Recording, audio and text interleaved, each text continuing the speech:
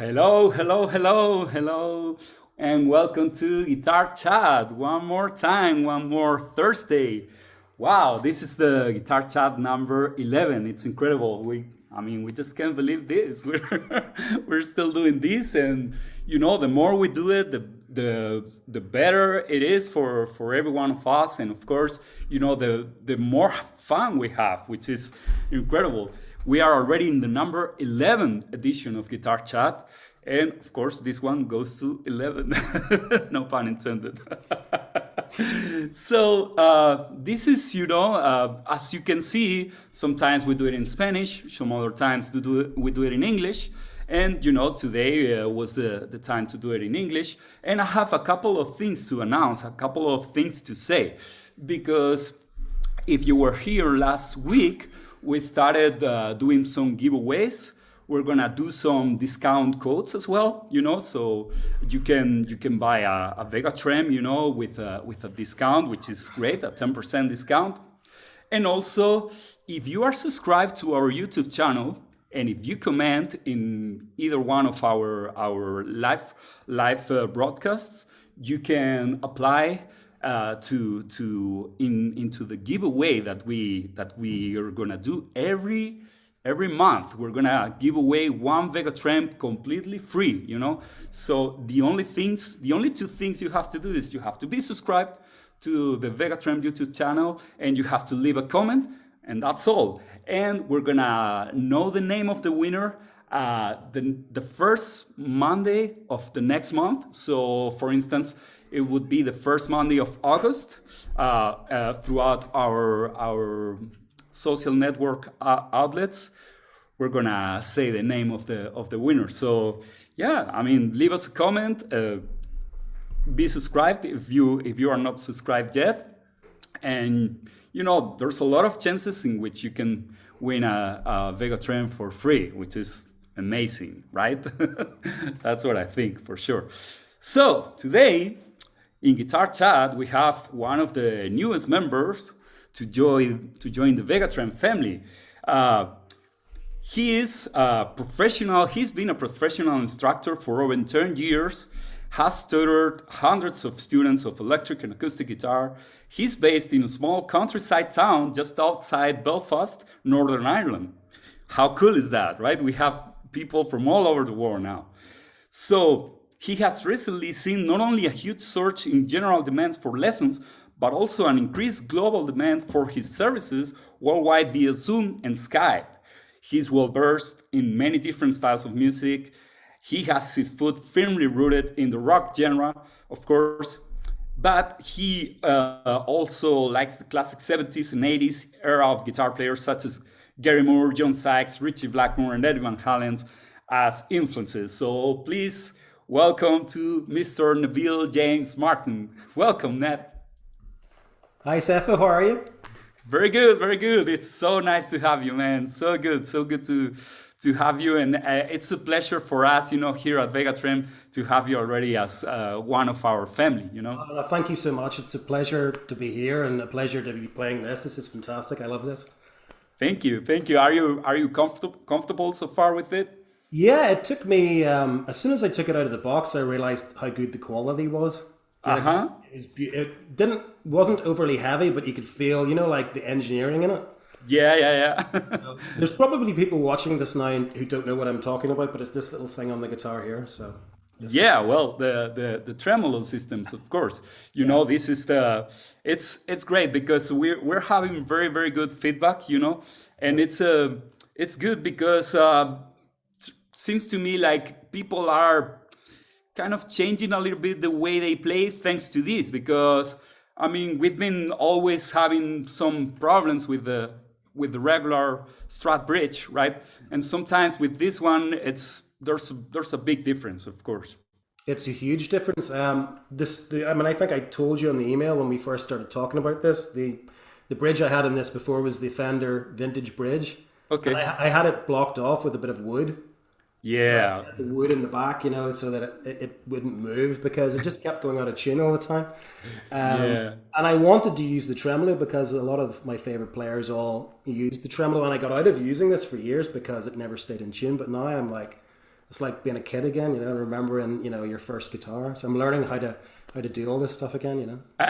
Nice, nice. So you find yourself doing things that you couldn't do before, of course. Attempting to do things. Trying, yeah. I'm kind of I'm trying to stay away from, you know, the usual, you know, all the dive bomb stuff. Uh-huh. Because it can do all that, but I'm trying to be more expressive with it, and, you know, just kind of like, you know. Nice. Yeah, that kind of thing, you know. I'm trying to do that anyway. So, Man, it's hard, but it's totally worth it, right? Because it's like a different, it's like a like another notch of expression that you can use. totally, right? yeah. It's like it's almost like whenever you really sit, and I do this with students, whenever you sit down and analyze how to bend strings, you know, because everybody at the start just thinks you just bend, and Yeah. you hope for the best, and then when you start breaking it down into the tiny little nuances of, you know, the semitone, the full step, the minor third, and it's the same with this when you pull it up. I'm actually getting more into bending this up than down. I think I'm gonna go. I think I'm gonna go in that direction. You know, kind of like little slight small stuff, you know, and try to be tasteful with it. So Yeah, it's pretty cool because you can also make some kind of Middle Eastern kind of sound. You know that in those that kind of music they have like those things in between half steps, right? They have you know, or less than semitones, you know. So Oh yeah,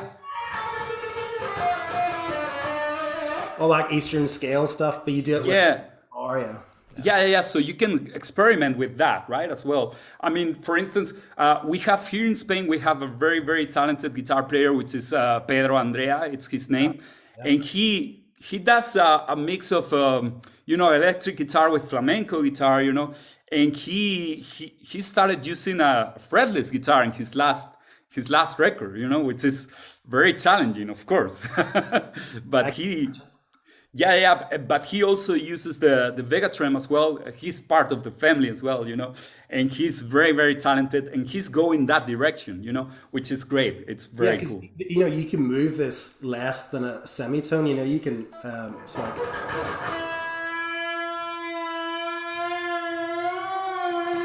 It's almost like a slide, and the stuff that you were doing the other day that I watched, it sounded like a slide. I was like, I'm gonna have to do that.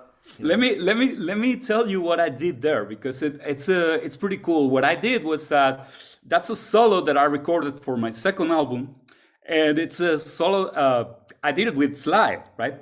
So I was like, you know what? Let me learn this solo without the slide, just by using the tremolo bar, you know.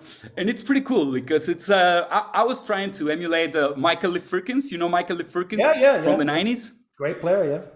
He's a badass. I mean, he already has a VegaTrem, you know, so he's also part of the family already. Great company. Yeah. But anyway, it's pretty cool. Let's talk about you a little bit. You know, we want to get to know you a little bit. And well, I read a little bit of your bio, of your bio, right? And seems like your first guitar teacher was very important to you. Can you tell me a little bit about that? Yeah, so it actually is funny, the timing of the interview here, because it's been 30 years exactly last week since I had my first lesson. So wow. Yeah, and I remember it was my 13th birthday, and my parents said, you know, we're going to get you something good for your birthday. What do you want?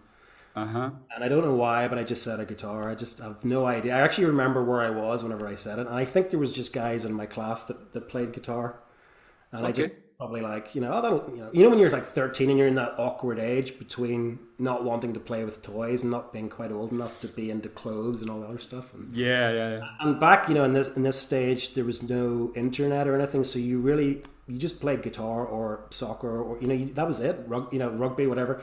It's sport or guitar, and I was just, I think, more interested in making music because I loved music from a very early age.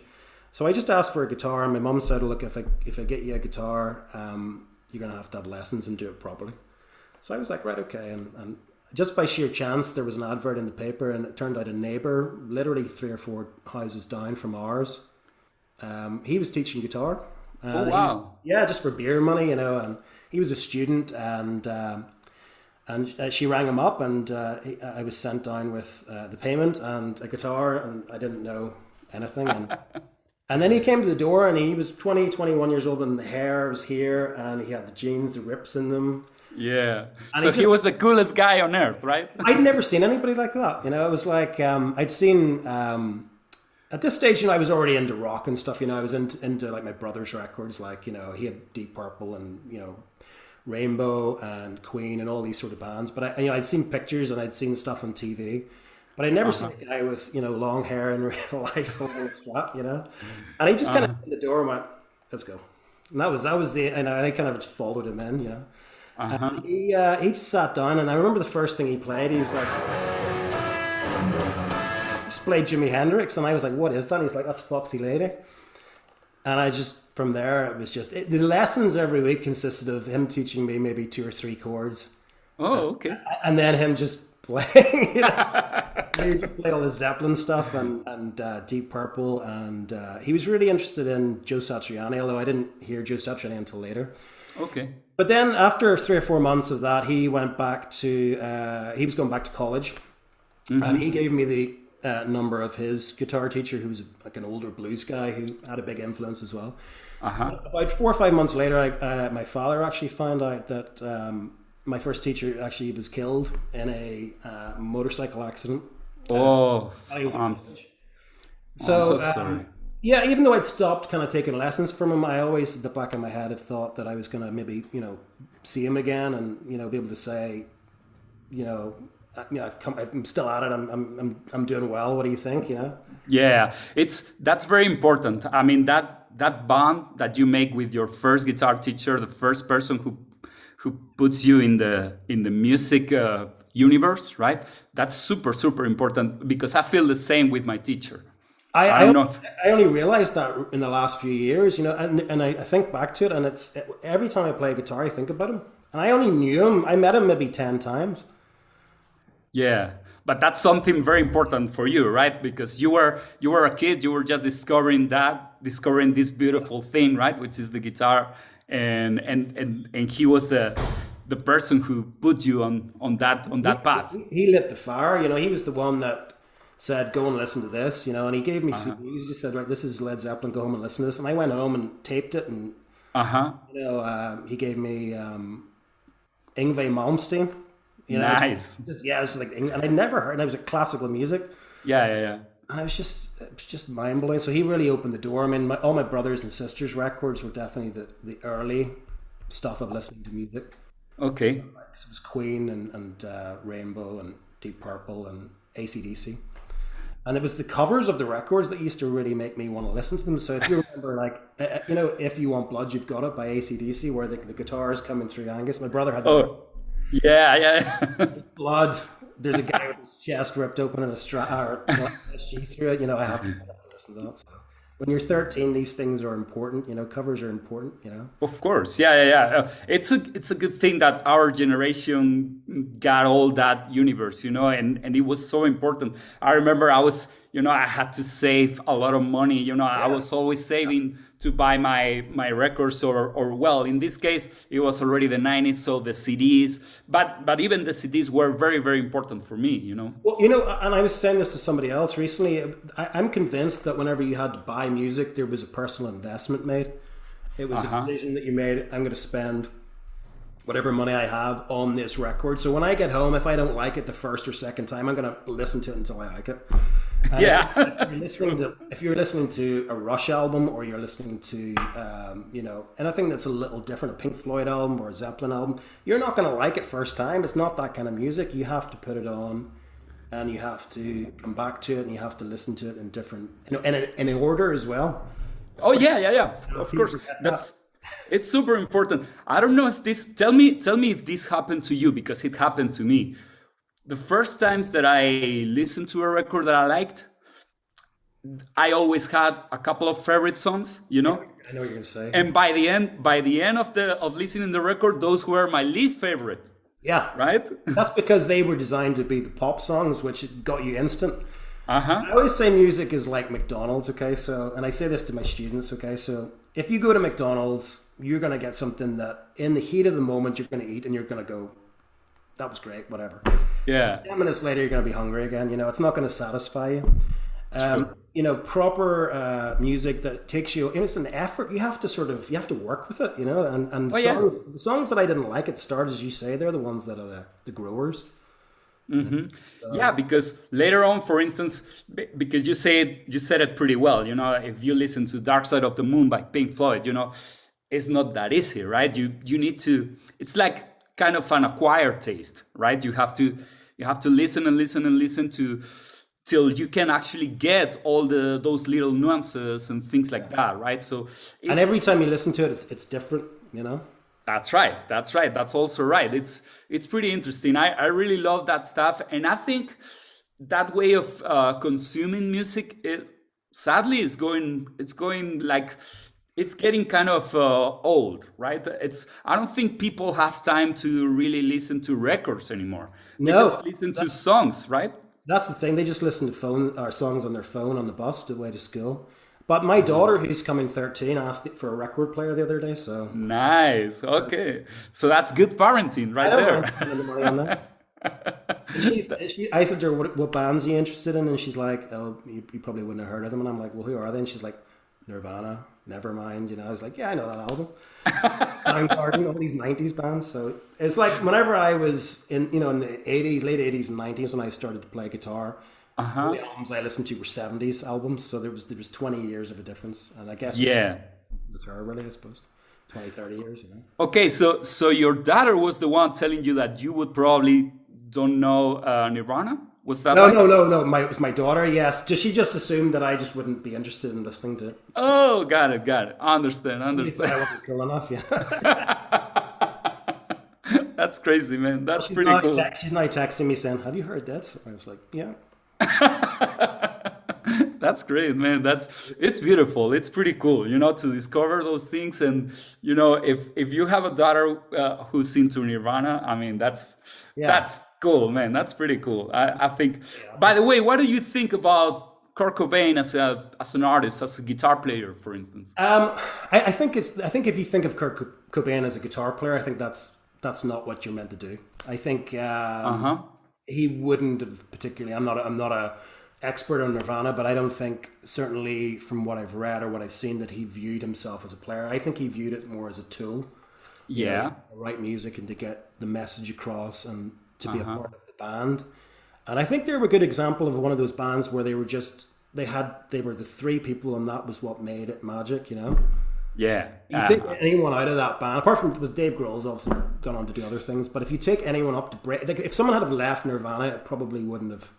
It was one of those bands that you just had to have everybody on. So I get it. You know, when it came out, it was a big thing, and it kind of washed away the whole '80s thing. But for me personally, at that stage, I was still discovering a lot of virtuoso guitar players. So. Same here, man. I kind of wanted to listen to. I was listening to Gary Moore. Obviously, is a huge influence. I got into Eddie Van Halen, and I remember. Well, actually, after the first video that I watched of somebody playing guitar was the California Jam, 1974. Richie Blackmore in Deep Purple. Nice. It was on television one night, and it was smashing the TV camera, setting fire to the stage, blowing everything up, and I was just. He's the coolest. I mean. Oh, man. Of course, in the '70s, there was a lot of guitar players, and they were all amazing. But Richie Blackmore had something very special, in my opinion. They're one of my favorites. And actually, I have one of those Strats, natural color with the big headstock, just because of him. That's what I want. This California Jam, the natural one. Yeah. Neck, you just go like. Oof. You just play Mistreated on it, Yeah, it's just so cool, man. And he had this beautiful tone. I mean, we've talked about Richie Blackmore in Guitar Talk before, but every time he comes across, I just want to talk about him because he's so cool, man. He was just so far ahead. Yeah, he's at that time. I agree, man. He had this blues style, this whole blues stuff, but at the same time, sometimes it sounded kind of classical music as well. And he was a total virtuoso. I mean, he is. Yeah. And a great songwriter as well. I mean, how many great songs did Deep Purple have? I mean, you can if you're not just a guitar, that's always a test for me as a player. Uh-huh. Any good player, there's going to be guitar players that listen to them and probably like them. But if you're a player like Eddie Van Halen or Richie Blackmore or Brian May, Queen, and you can write songs that everybody likes, Yeah. still, be a great player and be in a great band, must be the best thing ever. Yeah, I mean, actually, if you think about it, when you think about these, amazing guitar solos, they are always In great songs. inside great songs, right? Because, I mean, if you think about Comfortably Numb, right? That's an amazing song to begin with, right? Let's not talk about the solo for a moment, but let's just talk about the song. It's an incredible song, or I don't know, Hotel California by the Eagles, the same thing. It's an amazing song with an amazing guitar solo, of course, because those guys are very talented. But in order to have an amazing, memorable guitar solo, you need to have a memorable song as well. Yeah, because it's like if you play, when we're sitting at home, if you just play the solo and you don't have backing or you don't have the band playing with you, there's no movement. So yeah, I always say to students, there's no point if you're just practicing the scale or you're practicing phrasing or anything if you don't have something playing behind you, because you need that backing track or you need that loop pedal to play chords to support you, because it's just notes. It's true, man. You're absolutely right. I would far rather listen to a really amazing song with no guitar solo than an amazing technical guitar shred thing in a song that's not great. Personally, so I always think the guitar solo should be there to make a song, take it to a different direction, make a song better. I think Neil Sean in Journey, he's one of those players that just melody, everything he played was just enhanced. So tasty, man, so tasty. Yeah, it's just the king of melodies and taste, and every time, and a lot of Journey solos. And I'm not the biggest Journey fan. I like Journey, but they're not one of my favorite bands. But every time I hear them, his solos are like in the outro quite often. So the whole song is gone. He just goes at the end, and it's just like a different song. He takes it in a different place. So yeah, that's true, man. Well, talking about this thing about the songs and everything, right now, I don't know if you're gonna agree with me with this, but I think right now, nowadays, we're seeing probably the best guitar players ever in a technical way. Because right now, if you think about Instagram players, right? I mean, every kid, like every 18-year-old, every 22-year-old, they play their asses off all the time.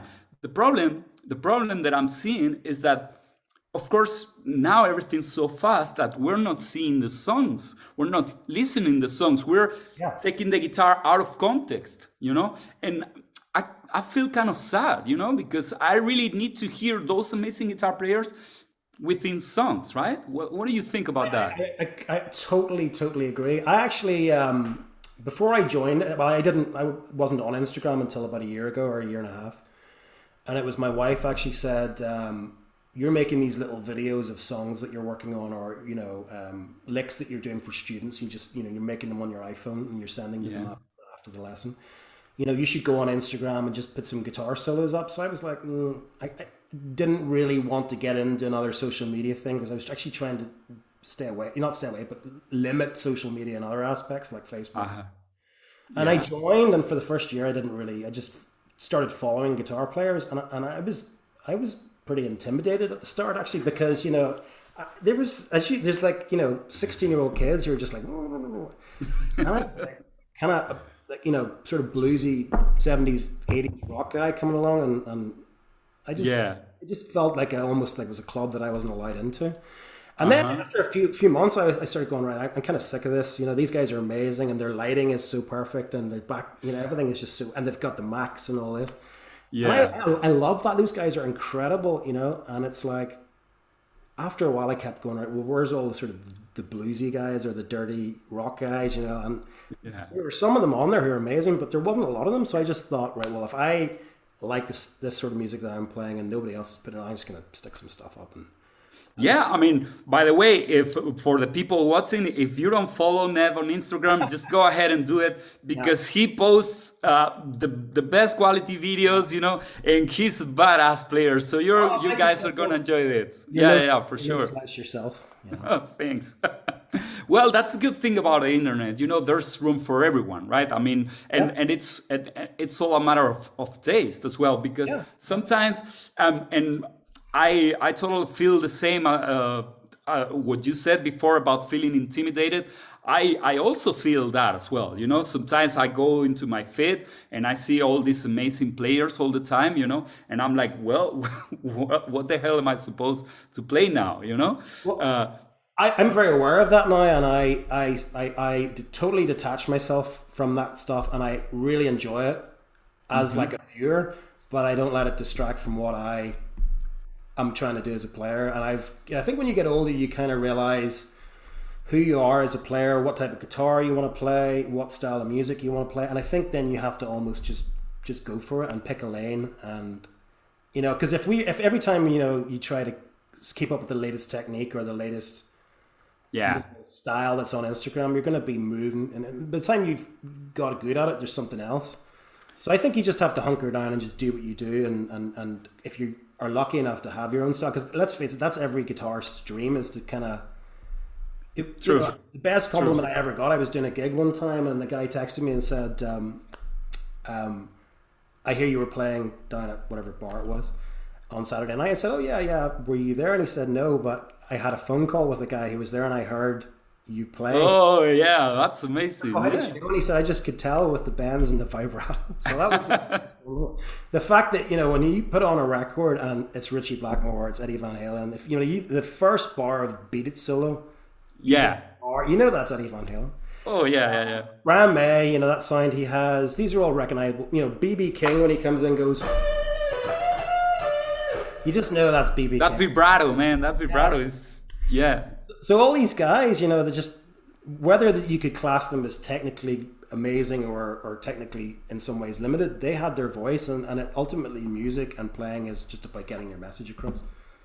Yeah, yeah, yeah. That's totally right. But it's kind of, I think, as you said, it's the most difficult thing for a guitar player. Try to get with your own things, come across something that it's truly yours and only yours. Do you think that's something that you have to search in a conscious way, or is it just something that eventually it's gonna get there if you're lucky enough? What do you think about that? I think that if you have to think about it in a conscious way, it's not the right way to do it. It's like, if you have to think about how am I going to make my style? I'm going to do a little bit of this and a little bit, Yeah. It's like the kid in school who tries really hard to be cool and is the most uncool guy in the class, Yeah. So and the guy that is really cool, or the girl that's really cool, they don't try, he's not even trying, right? So if you watch somebody like, I'm thinking of cool guitar players like Joe Perry, Slash, these guys who are just awesomely cool players, and as well as being great players, they really have this nonchalance of just, they're just in it and they're playing it.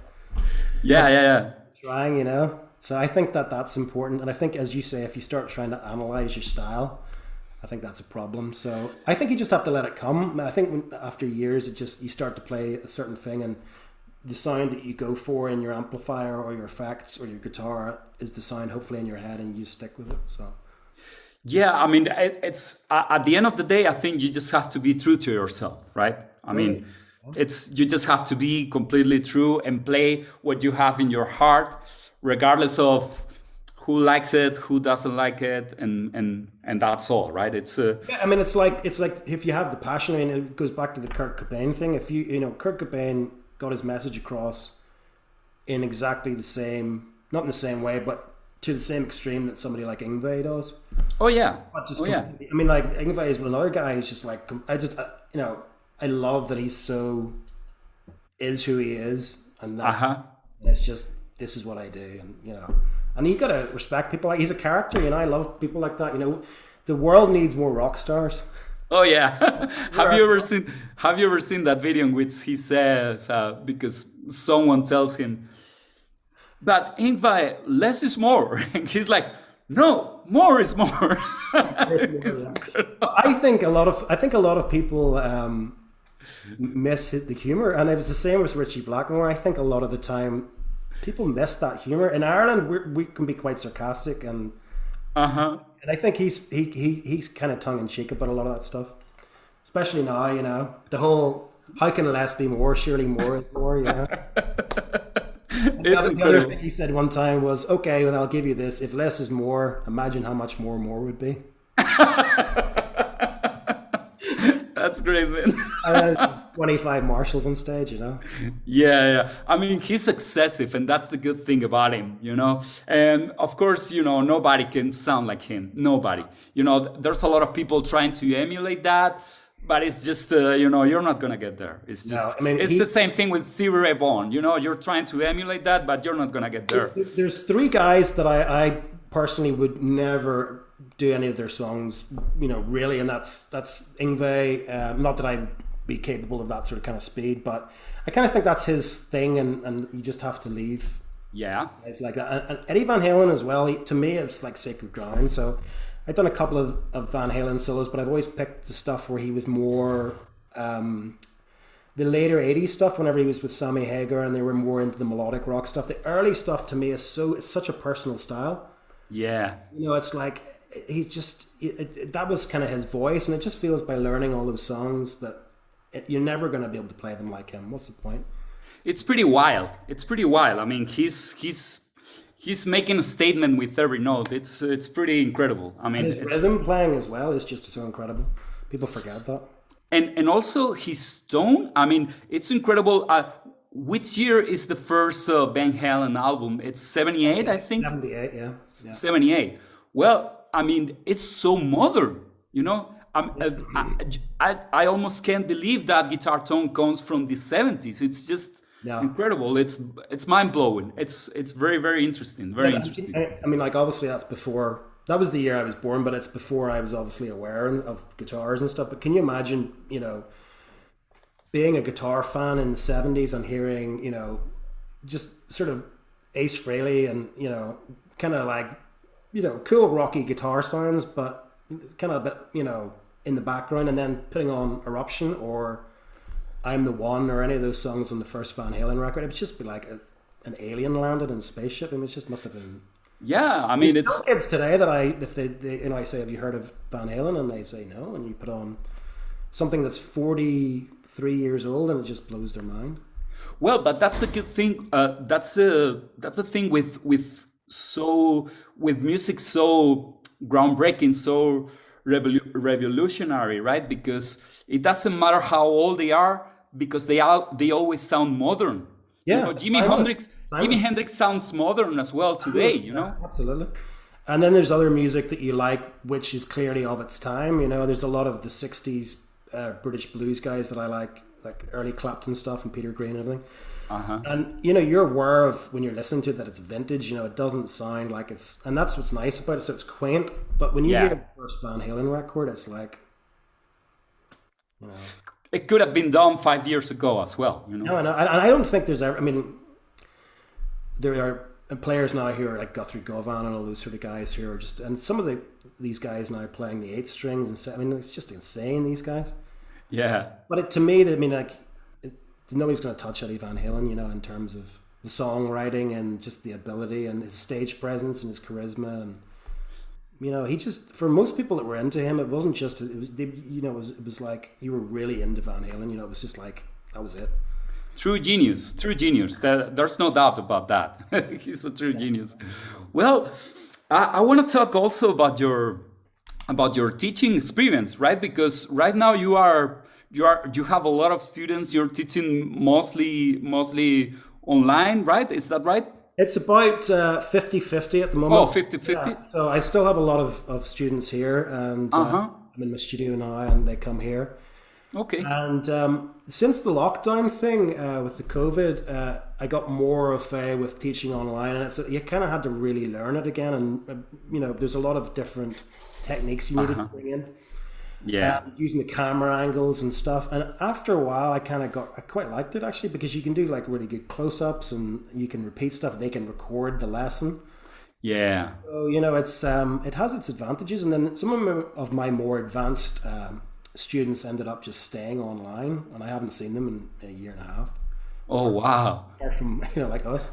And then, with the Instagram thing as well, I've had people who have contacted me from, I've 4 or 5 students in America, I've a guy in England, a guy in Scotland, there's a guy in, I think it's Germany. And they've had lessons, and it's just like us, or somebody next door, in terms of the quality.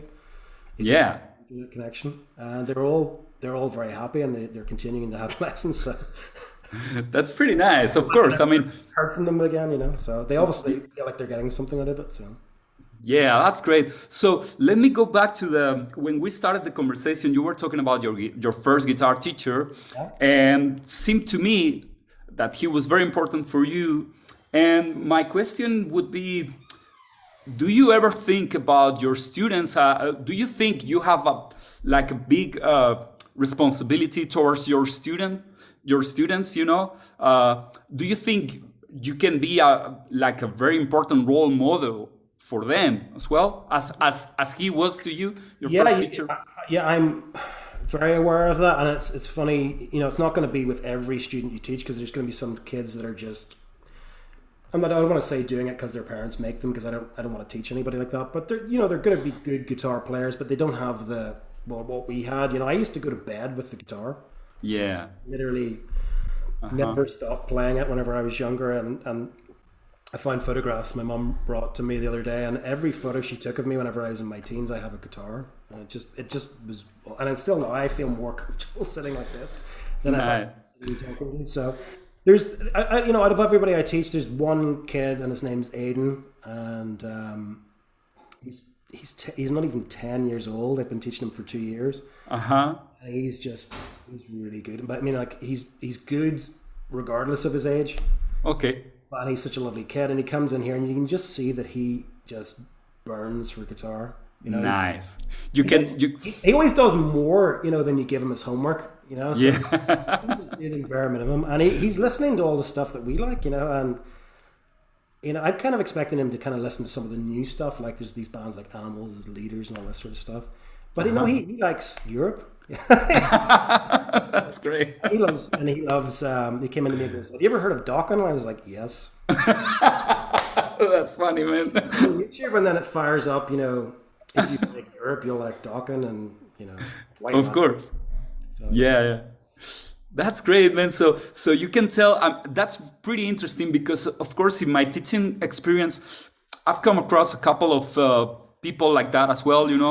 It's not very often, but when you see someone like that with the eye of the tiger, you know what I mean? Yeah, you can smell it. Yeah. Yeah, you can smell it. That's right. They come and you see how hungry they are, right? It must be like a coach of a football team or something. When you're just training a bunch of kids and there's one kid who wants it more than everybody else. So. That looks like Messi, right? Like Lionel Messi or someone like that. Yeah, he's just the next hero. And I just think this kid's 10. And I just think, what's he going to be like at 15 or 16, And Oof.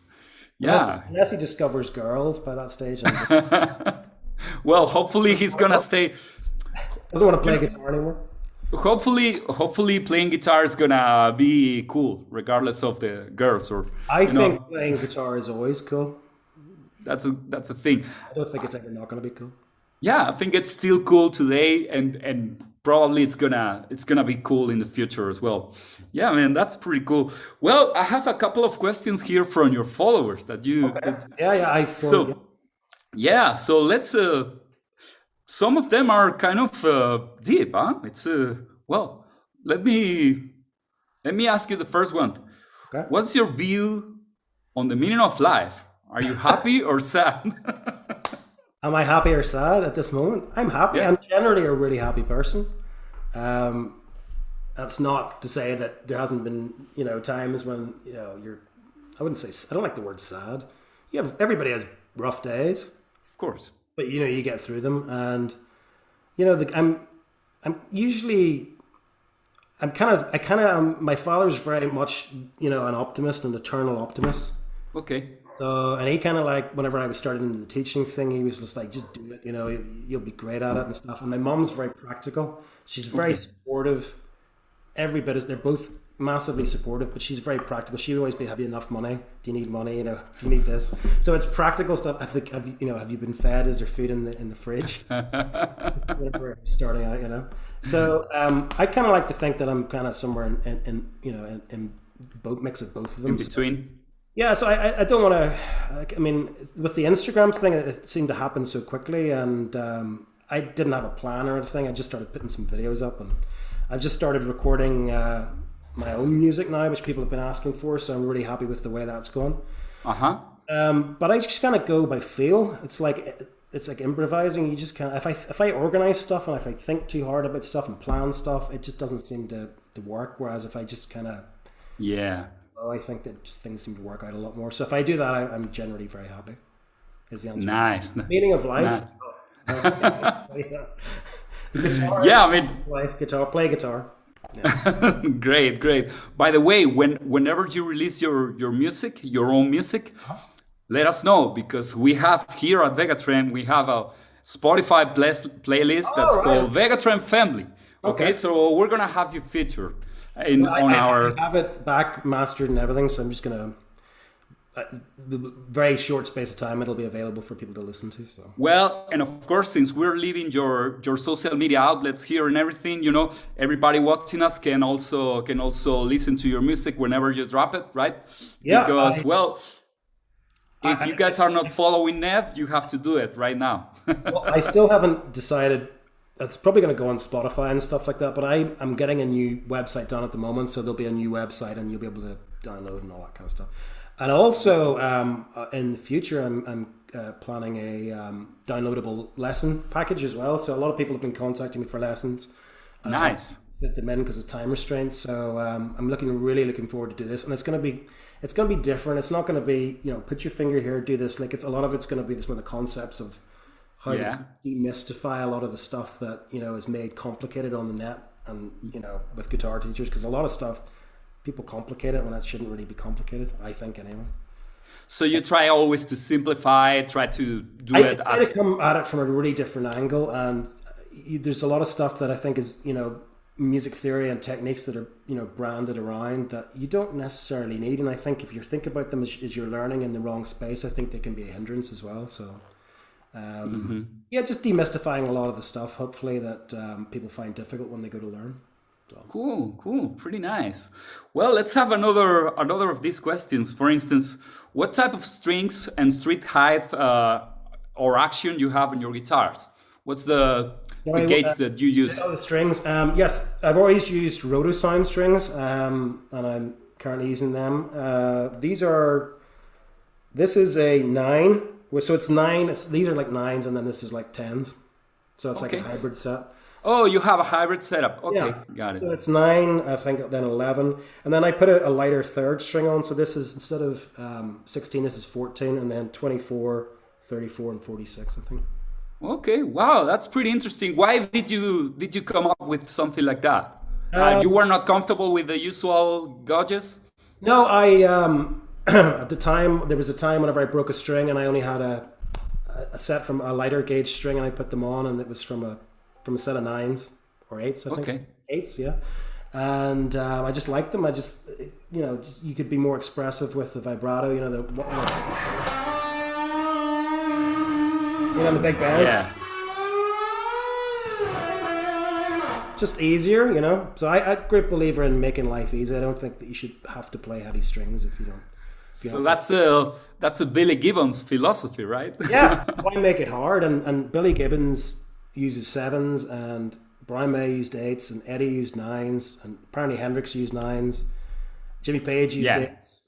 Nobody can play their tone, So the whole Stevie Ray Vaughan used 18s or whatever it was. I think that just kind of became a thing on the internet, and everybody was rushing out and buying really heavy strings. And guys who use heavy string can do it really cool and get a really cool sound, but I don't think it's for everybody. You've got to really build up to it. I mean, for instance, my hands are not very big, so I can't use bigger gadgets. I use tens. I've been using tens for almost all my life. Yeah. And every time I try to go any higher than that, I start struggling, and I'm like, and I'm like you. It's like it's not necessary, to be struggling. When was the last time someone came up to you after a gig and said, "Man, you played really well, but you should really be using 13s"? Doesn't happen. Never. Claro, yeah. It's like nobody cares. It's like pedals and stuff. Guys get so into the tiny little things, and yeah. I have the world's worst pedal board. It's not even really a pedal board. It's two pedals sort of lying semi-broken and a tuner. That's it. And it's not that I don't like pedals. I love guys that get all the effects, but it just confuses me to have too much on the floor, because I'm thinking about where I have to stand and I have to make this little change and stuff. So I just never. You try to keep it simple, right? As simple as possible. Yeah, but it's not a snobbery thing. It's just I physically when I get pedals and they sound amazing, but then I get anxiety as to where I put them in the song. And you're writing a song or you're playing, you go, I think I should really use this. It costs a lot of money. Put it on in the middle of a song, and then you think, well, I don't know if that fits the song. It's just you never use it, so. Yeah. Well, tell me about your pickups on that guitar. What are those pickups? These are EMG. These are the Steve Lukather's, I think. There's SVLs they're called, so they're noiseless. Okay. I had other pickups in this guitar which were amazing, but I used to play quite regularly in this little old bar, and every Saturday night we'd be bundled into the corner, and you'd have your amp like literally right beside you, and there was like this is an old building, 300 years old, and really bad electric and stuff, and the pickups made a lot of. Ooh, okay, yeah. So when I got these, it just was like really noiseless, and also when I was recording, there was a lot of 60 cycle hum with computers and stuff. Yeah. So after I changed to these, they just became easy to live with. So these are just, they sound like, you've still got, I can show you here. Nice. That's a nice clean tone. Yeah. It just sounds like, it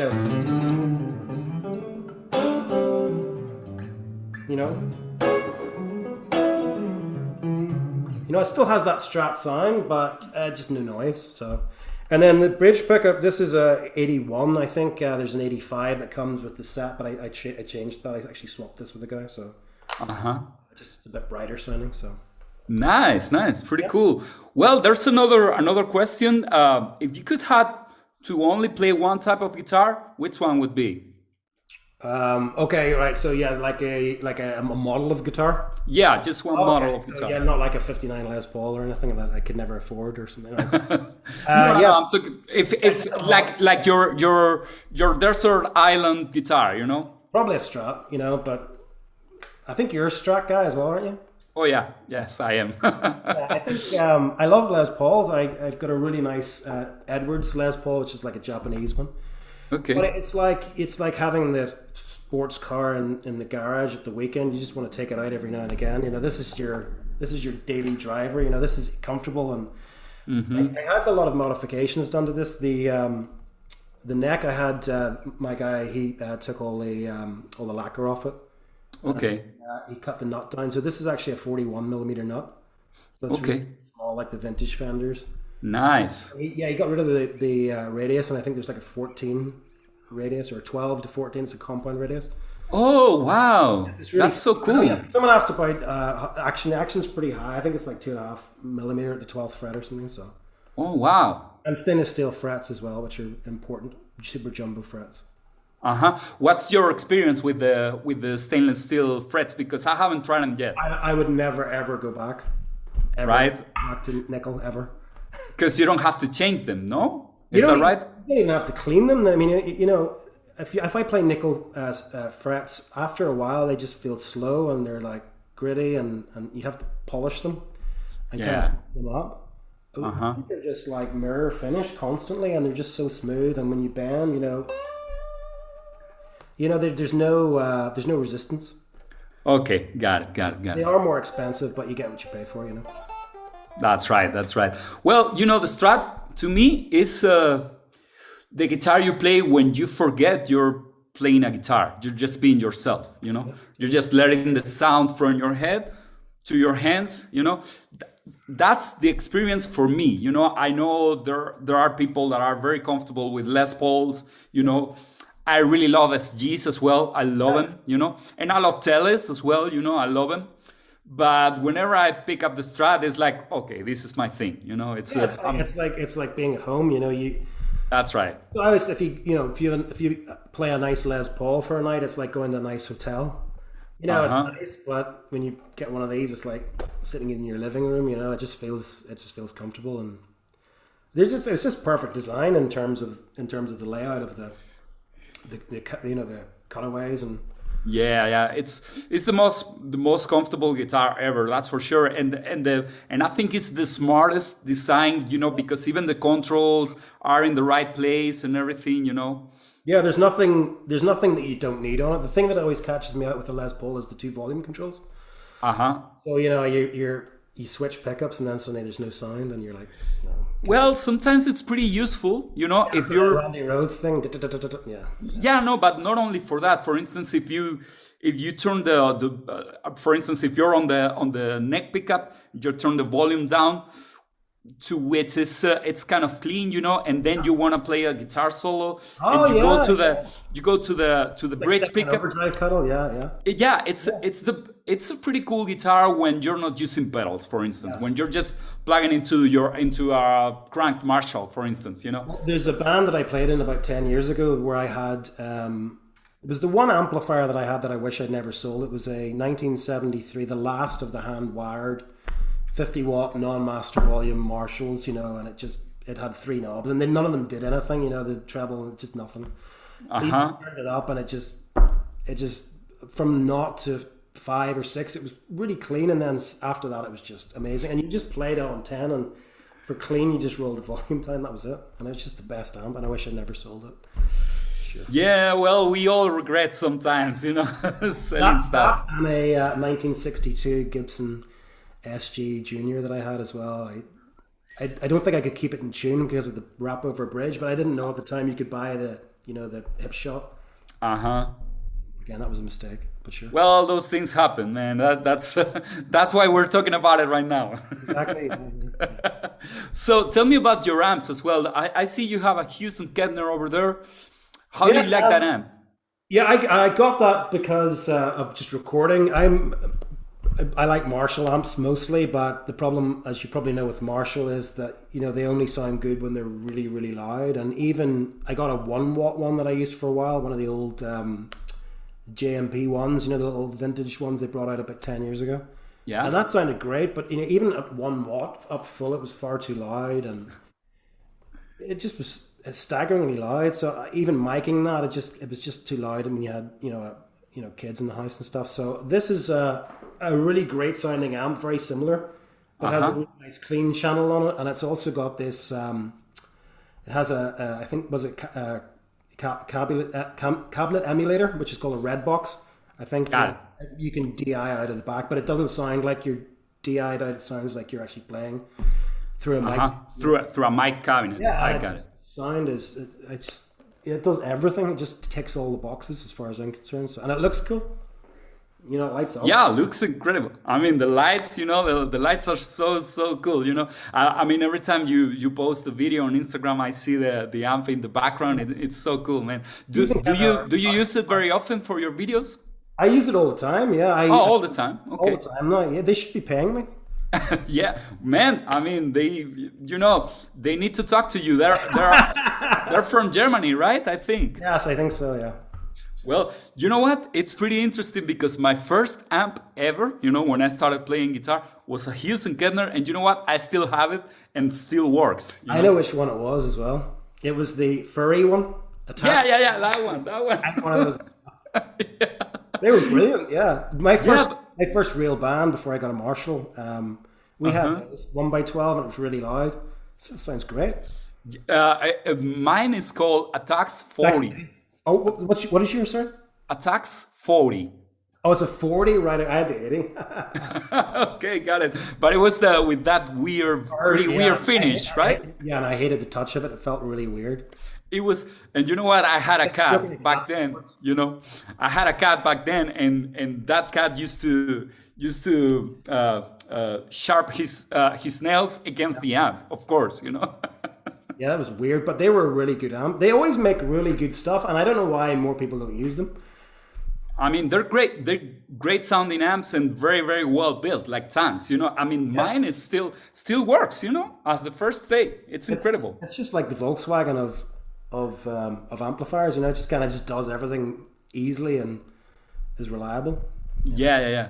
It's pretty cool, man. It's pretty awesome. Wow. I mean, we're talking a lot, and there's a lot of questions that I'm leaving out. But well, I wanna go ahead now that we've been talking for a while, and I'm gonna say the discount code for this week.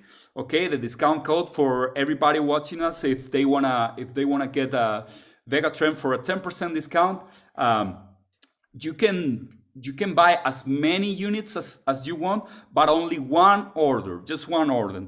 So ready, guys? The discount code this week, it's Martin 111, all lower caps, Martin, MARTIN. No, MARTIN, Martin 111, 3 ones. Sorry about the pronunciation, but I think it was clear enough. Okay, so tell us a little bit about your next, your upcoming things, the things that you have. You're gonna launch the new website in which you're gonna have your lessons as well over there, right? Yeah. So before I just had a kind of a small website for local people to just come locally for lessons and stuff, and then now I want to have something that's more international based, where you can download lesson packages and you can stream music and video and something a bit more, modern looking. Okay. And I've about 5 or 6 songs completely written and demoed. Some of them instrumental, some of them that are going to need vocals. Okay. Do you sing as well? In the shower. Okay. Yeah, I have done. I don't know if I can. So this is probably. Do you sing? Yeah. I sing. Yeah. I do. I mean, I'm not a great singer by any. So there you go. Right. But I sing. I do it. I do it because I like it. I can sort of sing a melody, but I'm not a singer. I don't think so. I don't think I'm going to be comfortable doing that. So I need to find somebody that's. If I could find somebody like, it sounds like, Paul Rodgers or David Coverdale or something like that, or Ann Wilson from Heart, who's my favorite singer, my favorite rock singer. Oh, yeah. Someone like her, that'd be pretty amazing. So. Well, those are all amazing singers. You know what? I saw Bad Company in Texas in it was 2018. Yeah. And it was mind blowing. I mean, that guy still got it. It's incredible. Yeah, I think. Out of all those guys from the 70s, Robert Plant and Ian Gillan and David Coverdale when he joined Deep Purple. Yeah, Paul is just, for me, he had and he was so young in that first couple of Free albums. I love that stuff. It's just so bluesy and so soulful. I think I was 21 years old or something at the time. When they wrote All Right Now, Andy Fraser was 15 or 16. It's incredible. Listen to these albums; they're so mature sounding. These guys. Yeah. They were amazing. They're amazing. I saw in there, and the bill was CC Top, Bad Company, and Cheap Trick. Oh, well, that was a good night out. Oh yeah, I was the night of my life. It was incredible. CC Top in Texas, then that doesn't get any better. Oh yeah, and they sounded incredible. They sounded. Yeah. The 3 bands sounded incredible, but especially CC Top, of course, they were just... They're the one band that I really like that I've never seen. CC Top? No, I have never, and I love Billy Gibbons. I've seen pretty much I've seen Gary Moore, Eddie Van Halen, all the guitar players that I love, Steve Lukather, all those guys. But I never got to see Billy Gibbons or ZZ Top. So,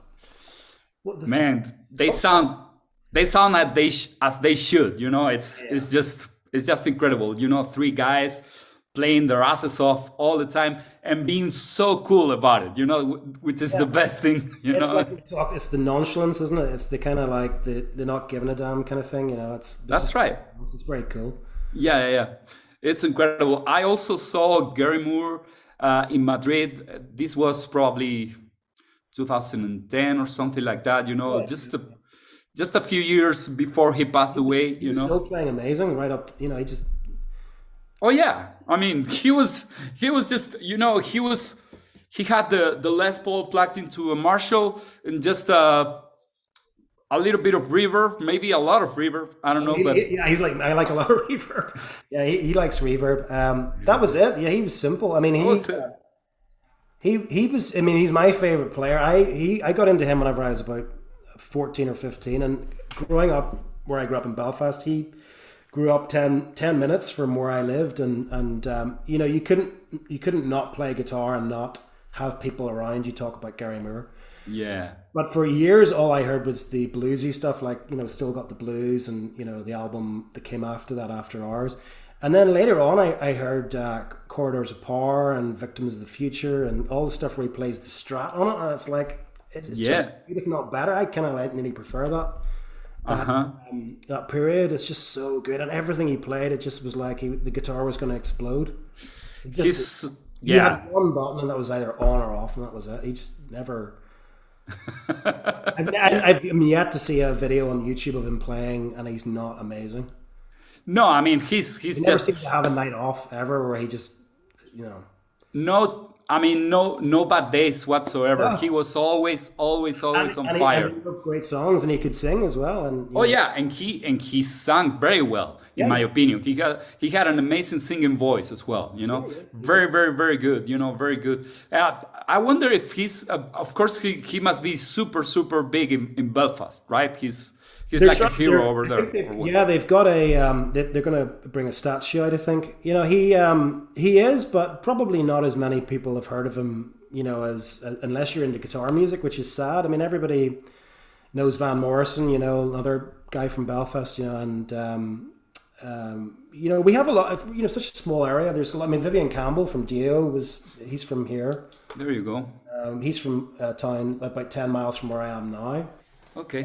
For such a small area, there's a lot of talent around here, and Rory Gallagher was from Donegal, which is a little. Oh man, I love Rory Gallagher. Everybody here, he had a real connection with Northern Ireland because during a lot of the bad period in the 70s and 80s, with a lot of the troubles that we had here, he always played, and that was, you were guaranteed if a Rory Gallagher concert, it didn't matter what side of the fence you're on it for that 2-hour time when he was playing, that was all that mattered. And I never got to see him, but I know a lot of people who did, and they all said amazing. That's so beautiful, man. That's so beautiful. Do you think that musical talent that you guys have over there has to do with the traditional music, from the folk music or something like that, or not? What do you think about that? Certainly there was Irish tendencies in Gary Moore's playing, especially later on, like Over the Hills and Far Away, and a lot of the Celtic stuff that he did. And Rory Gallagher definitely had that stuff in him as well. But I think those guys, first and foremost it was the British blues guys and the American blues guys that influenced them. So as far as, yes, I agree with you. There's a lot of people in this area that are seem to have a real feeling for it, but I'm not so sure it's connected to the Irish music. Is wonderful, and it has its own thing going with it, and its own sort of subgenre. Well, yeah, but my point, I was asking you this because, for instance, in Spain, of course, the traditional music, or the most known traditional music is flamenco, right? Yeah. So when you see a guy who can play flamenco because they learned it in their families, it's like they're more keen to music from an early age than people who didn't have that background. That's why I was asking you, because of course then rock and roll maybe has nothing to do with that Celtic music or anything like that, or even flamenco music for this matter. But I think, being inside a musical scene or something like that helps you, right? It can only help you, yeah. I mean, it's like I grew up in a house that was very musical in terms of music being played, my mum and dad weren't overly into music, but my older brother and sister were, and there was just always music playing. And you know, I can imagine that if you were growing up in a traditional Spanish house and hearing a lot of Spanish flamenco, or in an Irish house hearing a lot of Irish music, you know, you couldn't help but absorb it. But I think for me, you know, it was definitely more from the records, you know. Well, me too, because I wasn't lucky enough to have a flamenco background, and actually I can't play a note of flamenco. I love it. I totally love it, but it's too difficult. You know, it's just a different instrument, in my opinion. Different instrument, totally. Yeah, it's amazing. Yeah. Okay, Nev. So it's been a pleasure, man. This is I had so much fun. I hope you had too. Yeah, it was absolutely. I mean, I could talk all night, but I've got to actually go and do another lesson. Okay. So we're not gonna steal more of your time. No, it's fine. I really appreciate it, and thanks for having me. And you know, and the trem, you know, I don't want to keep going on about it, but it is amazing. So, well, we're so lucky to thinking of ordering one. Just get your credit card and get it ordered. You know, because they are good. They're so easy to fit. Oh yeah, that's the thing. I mean, that's the best thing about it. You know, you don't have to know rocket science or anything like that. You know, just no. I'm useless at stuff. You know, DIY, anything like that. I'm pretty bad. Me too. I don't know how to do anything like. Just before we wrap it up, here's something. Have you ever thought about that? If you're, and I don't want to say expert, but because we're guitar players and we dedicate so much thought process into playing, and you kind of, yeah, that is all you do. Does that make us usually pretty useless at everything else? I would say yes. Most people I know who are really good at one thing, they kind of are like. But let me tell you something. Let me tell you, because this is pretty interesting. You know Jeff Beck. We all lost Jeff Beck, right? But he knows his way around a car engine. Let me tell you that. He fixes his own cars, you know. So it's and builds them, yeah. Yeah. I mean, so he must be handy, you know. Yeah, he's just one of those Renaissance men that, you know, can play anything. I think, you know, can just, if he decided he was going to be a carpenter, he'd probably be amazing at it, you know. The best carpenter in the world. Yeah, he's just one of those. I saw him live about 15 years ago, or the tour with Vinnie Colaiuta and Tal Wilkenfeld and Jason Ribello. You know, the Ronnie Scott's gig. Yeah, oh man, that's amazing. I think it's the best guitar playing I've ever seen, you know, live. Everybody says the same, man, and I think I mean it's just mind blowing. He's incredible. I've never been lucky enough to see him live, but it's in my bucket list. Hopefully someday I will. He's just as good as ever and seems to be getting better. You know, he must be 74, 75. But that's the good thing about him. You know, he didn't stay in the things he knew. You know, he plays his best right now. You know. Yeah, because he took now every album was different. You know, he didn't just. You know, I'm a big Clapton fan, but in fact, most of his best stuff was way back. You know, the stuff recent, you know, it's not as good. But Jeff Beck, his last 2 or 3 albums have just been incredible. You know, so and he changes. You know, you can tell it's the same guitar player from the early albums, but he really has brought his style, you know, into the new age, and you know, the tremolo stuff that he did and getting rid of the pick, and he just really off the wall kind of. He's incredible. I mean, well, from here we're gonna invite Jeff Beck to try a VegaTrem because he's gonna be very happy with it. I'm sure.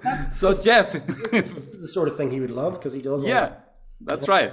So if you see us, Jeff, if you ever see us, just please call us because we have a tremolo for you. If I see him, I'll tell him he needs to ring you. Okay, that's great, man. That's great. Well. Thanks again, Nev. It's been a pleasure, and we're so honored to have you into the VegaTrem family. So, yeah, we're gonna stay in touch. Let us know. We are. Let us know when you drop your new music because we're gonna be super happy to share it with all our followers as well. Oh yeah. You know. Well, I'm really happy. It's an instrumental. It's pretty big sounding and.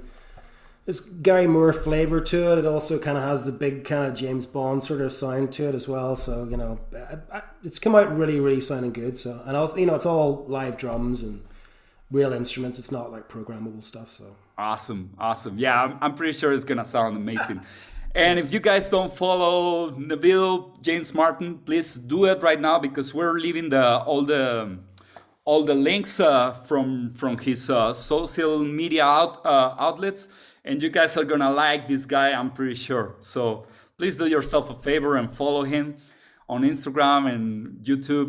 I don't know if you have a YouTube channel, right? Yeah, No? years ago I did, and I stopped all that, and but I probably will once I have my own stuff up. So it'll be a Okay. plan for that. But I didn't want to just have videos 15 years ago, sort of. Oh, got it. Wanted to draw a line into that, So. Cool. So Instagram it is then. For That's your now, main. yeah, and then this is just me really sort of starting off doing this sort of stuff, and I want to get out live again as well, and play this kind of stuff with in a really good band setting. Cool. So, if I can get a good singer, and I think I'd like to get out and play, and hopefully come to Spain. Well, I mean, if you ever come, of course we're gonna. I have your mobile number now, so I'm going to torture you. Yeah, no torture. I'm gonna take you to the south because I live in the south, so we're gonna have a couple of beers, a couple of fried fish, and everything. Everything we need. Yeah, that sounds good. Those are good. Those are pretty good. Okay, well, thank you very much, everybody, for staying with us tonight. And we'll see you next week, of course, with another guest, another guitar chat. It's going to be the number 12. It's amazing. Very happy that I was 11. Yeah, this one goes to... One louder, isn't it? One louder. That's right. So yeah, that's gonna be pretty cool. Thank you, Nev. Thank you, everybody, for sticking around with us. And see you next Thursday. Till then, be happy, be safe, and play a lot your guitar. See you next week. Bye bye.